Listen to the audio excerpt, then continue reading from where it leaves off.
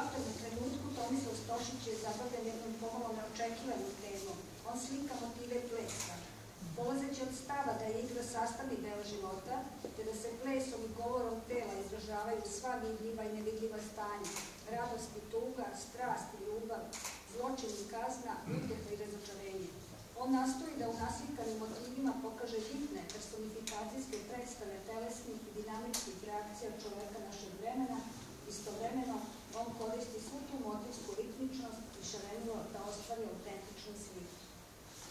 Ovo što bih ja dodala na sve ovo je par reči, a to je da radovi Tomislava Stošića izračaju neverovatnom energijom, što se svakako primetili. Nije to u pitanju samo motiv, jer uz tematsku suštinu nose zvučnost kolorita.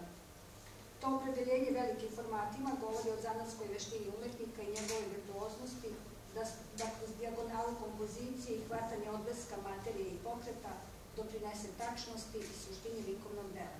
Pun slikarski efekat postiže ponekad i samim nagoveštajem, a za ovu temu je i to sasvim dovoljno. On ne stvara fantaziju, jer slika ono što je video, a fantazija je prepuštena nama, jer dok gledamo slike, osjećamo te silne i brze izmene plesnih momenta koje tvore taj utisak. Evo i sam umetnik bih vam se obratio i rekao pa je. Ja vas pre svega pozdravljam i zahvaljujem se što ste došli i uveličali ovu moju samostalnu izložbu. Pročitat ću ono što sam ja u katalogu napisao i zapravo negde u najkraćem objedinio ono što je bio moj osnovni poriv da se ovom temom bavim. Znači, po meni, ples je sastavni deo života.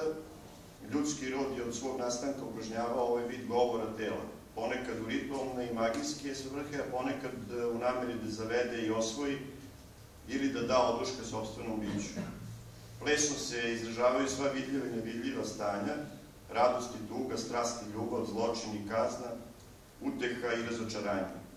Spoljašnje kretnje tela vodile su unutrašnje tajne duha, senzacije za oko, osveženje za dušu, igra je i kazivanje, naracija događaja, tek nagoveštaj tragedije ili ushićenja. Veština i gibkost telesnih kretnji natapa čulo vida koje poželi da uhvati tu titravost što mami, da je uhvati, zamrzne trenutak i nanovo oslobodi samo za sopstvenu.